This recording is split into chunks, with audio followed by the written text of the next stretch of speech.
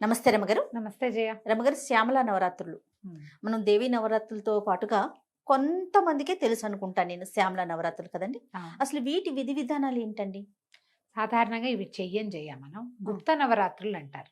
మనకి సంవత్సరంలో మనం ప్రముఖంగా చేసుకునేవి ఒకటి వసంత నవరాత్రులు, రెండోది శరన్నవరాత్రులు. ఇవి రెండు ఇంపార్టెంట్. అవును. వసంత నవరాత్రుల్లో మనం దేవి పూజ కంటే ప్రముఖంగా రామ పూజ నిర్వహించుకుంటాం. గజం కేవలం 4,500 రూపాయలతో 165 గజాల భూమి కేవలం 8 లక్షలు మాత్రమే. చైత్రంలో వస్తుంది. అక్కడి నుంచి మళ్ళీ మనం శరత్కాలంలో వచ్చేటువంటి ఆశ్వేజ నవరాత్రులు, దేవీ నవరాత్రులు 9 రోజులు మనం పూర్తిగా అమ్మవారికి అంకితం చేస్తాం. ఇవి కాకుండా ఇంకొక 2 నవరాత్రులు చేసుకుంటారు. అందులో ఇదొకటి మాఘమాసంలో వచ్చేటువంటి ప్రతిపత్తు పాడ్యమి నుంచి నవమి దాకా శ్యామల నవరాత్రులుగా చేస్తారు. ఆషాఢంలో వారాహి నవరాత్రులు చేస్తారు. అది కూడా మనం చెప్పాం. అవును. అయితే వీటిని గుప్త నవరాత్రులుగా చెప్పబడుతుంది. ఇది అందరూ చేసుకునేది కాదు, అందరూ చెయ్యరు. ఒకవేళ చేసినా మనం అందరం చేసుకునే నవరాత్రుల్లో చేసినట్టుగా అందరినీ పిలిచి ధూమ్ధామ్గా చేసుకునే వ్యవహారాలు కావు ఇవి. అది చెయ్యరు. గుప్త నవరాత్రులే వీటి పేరు. ఇది నార్త్ ఇండియాలో ఎక్కువగా చేయబడతాయి. మనకంటే వాళ్ళు ఎక్కువ చేస్తారు. మన వైపు అంత ప్రముఖంగా కనపడదు.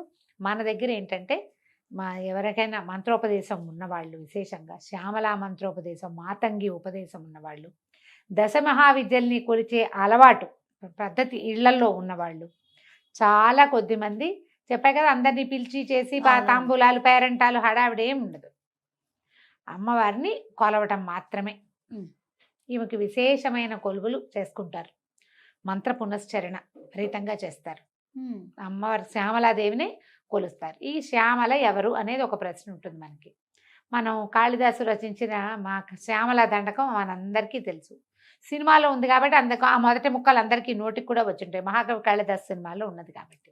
అయితే ఈ శ్యామల దండకాన్ని చదువుకోవచ్చు. ఇప్పుడు ఈ అమ్మవారిని మంత్రిని అనే పేరుతోటి చెప్తారు. లలితా సహస్రంలో మంత్రిని నామధేయం కనపడుతుంది. త్రిపుర సుందరి యొక్క మంత్రివర్గంలో అమ్మవారు అన్నమాట. ఈవిడ పరివార శక్తి. ఒరిజినల్గా పరాశక్తే శ్యామల అంటం కాకుండా పరాశక్తి తాలూకు అంశాలలో దశమహావిద్యలుగా చెప్పబడే అంశాల్లో మాతంగి అనే విద్య ఈమె అని చెప్తారు. ఆమె తన సైన్యాధిపతుల్ని, మంత్రుల్ని అట్లా సృజించింది. ఆ మంత్రులలో ఈమె ప్రధానమంత్రి శ్యామలాదేవి. పరాశక్తి యొక్క మంత్రిని.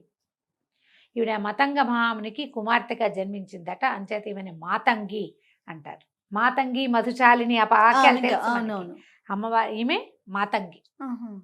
ఎట్లా ఉంటుందంటే చక్కగా ఆకుపచ్చని అంటే ఎలా ముదురాకుపచ్చ రంగు వర్ణంతో కనపడుతుంది. మనకి శ్యామల స్వరూపం అనగానే ఎర్రని వస్త్రము ఆకుపచ్చగా కనపడుతుంది. అంటే నలుపులోకి చేరికగా ఉన్న ముదురాకుపచ్చ రంగు వర్ణ ఛాయ, వీణ వాయిస్తూ ప్రత్యేకమైన స్వరూపంలో ఇట్లా ఉజ్వలంగా ఉన్న ముఖము ఎంత బాగుంటుందో అసలు ఆ పిక్చర్ ఊహిస్తేనే బాగుంటుంది. అది కూడా ఈ మాణిక్య వీణాముపలాలయంతి శ్లోకం వల్లే దీన్ని సృజించారనమాట. ఈ స్వరూపాన్ని ప్రత్యేకమైన స్వరూపంలో ఉంటుంది. ఈమె జ్ఞానప్రదాత, విద్యాప్రదాత. కాళిదాస మహాకవికి అక్షర జ్ఞానం లేని వాడికి కావ్యాలు రాయగలిగే ప్రజ్ఞనిచ్చింది ఈ తల్లి. ఈమెని ప్రసన్నం చేసుకుంటే మనకి ఎలాంటి సమస్యలు ఉన్నవాళ్ళు ఈ నవరాత్రులు చేసుకోవచ్చు. నవరాత్రులు 9 రోజులు 9 రకాల రూపాలతోటి అర్చింపబడుతుందట అమ్మ. ఎవరికైతే ఆ మంత్రం ఉందో, ఈ విధానం అలవాటు ఉందో వాళ్ళు చేసుకుంటారు. మనలాంటి సామాన్యులకి అంత వ్యవహారం అక్కర్లేదు. పిల్లలకి చదువులు రాకపోయినా, చదువుల్లో సగమయ్యి మిగిలిన సగము ఎప్పటికీ కాకపోయినా, ఏ సమస్య వల్ల ఆగిపోతే, ఏ సమస్య వల్ల ఇది ఆగిందో తెలియని వ్యాపార సమస్యలు, ఇలాంటివే ఏ రకంగానూ జ్ఞానం సంపాదించుకోలేని సమస్యలు, ఎలా సాల్వ్ అవుతుందో అర్థం కాని ప్రాబ్లమ్స్, ఏదైనా అద్భుతమైన సలహా కావాలి, అది మనకి ఎక్కడి నుంచి రాదు. అలాంటప్పుడు ఈ శ్యామల నవరాత్రుల్లో అమ్మవారిని అర్చిస్తే విశేషమైన ఫలితం లభిస్తుంది. దీనికి ఏం చేయాలి? అర్చనకి మనం మన ఇంట్లో ఉన్న ప్రతిమా విశేషమే అమ్మవారిది ఏ స్వరూపం ఉన్నా పెట్టుకోవచ్చు. శ్యామలాదేవిది చిన్న ఫోటో ఏదైనా తెచ్చి పెట్టుకోవచ్చు. శ్యామల అంటే మనకు క్లియర్గా కనపడుతుంది.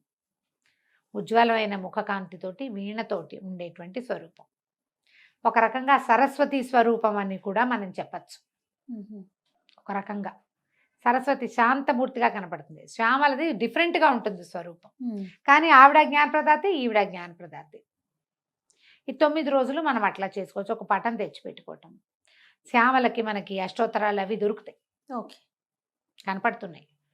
తర్వాత అదని చదువుకోవటం. రాజశ్యామల, రాజమాతంగి, ఈ పేర్లు వింటున్నాం. ఇప్పుడు ఇదివరకు లేవు జయ. ఇప్పుడు బాగా రాజశ్యామల హోమాలు అవి బాగా విశేషంగా ఎక్కడా పని అవ్వదు, పిల్లల చదువులు పని అయిపోతుంది. అలాంటప్పుడు ఈ రాజశ్యామల హోమం చేసుకోవచ్చు. రోజు మీరు చక్కగా శ్యామల దండకం చదువుకోండి. ఓకే. ఈమెకి ముదురు ఆకుపచ్చ రంగు ఇష్టం. ఆకుపచ్చని వస్త్రం ధరించండి.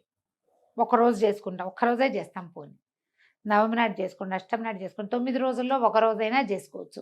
9 రోజులు మీరు శ్యామల దండకం చదువుకుంటే అధికం ఫలం. ఆకుపచ్చని పండు నివేదన పెడితే మంచిది. ఓహో. జామకాయలు, నారింజకాయలు, ఇప్పుడు కమలాలు కూడా ఆకుపచ్చ రంగులో వస్తాయి.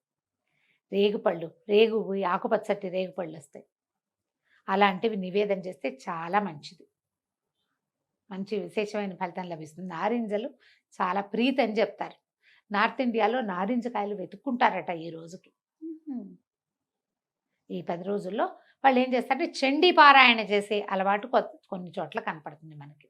చండీ పారాయణం అంటే చండీ దుర్గా సప్తశతి అని చెప్తాం కదా, చండీ, అది పారాయణ చేయటం, చదువుకుంటూ వెళ్ళటం. అది ఎట్లా అంటే అసలు ఆపకుండా చదువుతారు. ఓ 3 గంటలు నేను చదువుతా, నాకు అవుతుండగా ఇంకోళ్ళు వచ్చి కూర్చుంటారు. ఆ తర్వాత 3 గంటలు వాళ్ళు చదువుతారు. అఖండ చండీ పారాయణం చేస్తారు. 9 రోజులు క్షణం గ్యాప్ లేకుండా చండీ అలా పునరావృతంగా చదువుతూనే ఉంటారు. ఎన్నిసార్లు కుదిరితే అన్నిసార్లు. మనం అఖండ చండీ పారాయణాలు అవి మన వల్ల కాదు. దుర్గా సప్తశతి దగ్గర పెట్టుకుని ఈ 9 రోజుల్లో పూర్తి చేసుకోండి. 700 శ్లోకాలు ఉంటాయి. మీ వల్ల అయితే చేయగలిగితే చేయండి అని చెప్తున్నాను. ఓకే. దీన్ని 10 సార్లు చేస్తా, 8 సార్లు చేస్తా, 16 చేస్తాను, రోజంతా చేస్తూ ఉంటాను, లాంటి విపరీత నియమాలు పెట్టుకోపోకండి. మన సమయానుకూలంగా చేయండి. ఓకే. ఇది శ్యామల దండకం అద్భుతమైన ఫలితాన్ని ఇస్తుంది. అది నోరు తిరగదు, నిదానంగా చదువుకోవాలి. అసలు ఎన్ని పెద్ద పదాలు కలిపిన సమాసమో, అది ఇంత పెద్ద సమాసం, 3 లైన్లు రాస్తే కానీ సమాసం పూర్తవుతుంది. అది ఎక్కడ ఆపాలో తెలియదు, ఏ పదాన్ని ఎలా విరవాలో తెలియదు. మీ వల్ల అంత కాకపోతే ఇంకా సులువు చెప్తాను. ఒక్కటి మాణిక్య వీణాముపలాలయంతి మదాలసాం మంజుల వాగ్విలాసాం మాహేంద్ర నీలజ్యుతి కోమలాంగి మాతంగ కన్యా మనసా స్మరామి. చిన్న శ్లోకం. దీన్ని నెంబర్ ఆఫ్ టైమ్స్ చదువుకోండి. ఇది బాగుంది. అమ్మవారి యొక్క స్తుతిని, ప్రార్థనా శ్లోకాన్ని మీరు 11, 21, 40, 108 ఈ అంకెల్లో ఏది కుదిరితే అది పెట్టుకోండి. ఓకే. మాల పెట్టుకుని మాలతోటి 108 సార్లు చేసినా కూడా మీకు మంచిదే. ఆమెను స్మరించాలి. మామూలు మీ రోజువారీ పూజ దీపారాధన చేసుకోండి. ఈ 9 రోజులు శ్యామలని తలుచుకుని శ్యామలాదేవిని ప్రార్థించి ఒక ఆకుపచ్చటి పండు, జామ పండు నివేదన పెట్టండి. పసుపుగా ఉండేది కాకుండా గ్రీన్, కొంచెం ముదురుగా పచ్చగా ఉన్నది. అంటే ఎట్లా అంటే దూరగా ఉన్న కాయని నివేదన పెట్టండి. ఓకే. పిల్లలకి ప్రసాదంగా ఒక పండు పెట్టండి. ఈ మాణిక్య వీణాము ఉపలాలయంతేమో చిన్నపిల్లలకు కూడా వస్తుంది. 5 ఏళ్ళు వస్తే చాలా చక్కగా వచ్చేస్తుంది. పిల్లలతోటి కూడా చెప్పించండి. 3 times, 5 times, 11 times చెప్పించండి.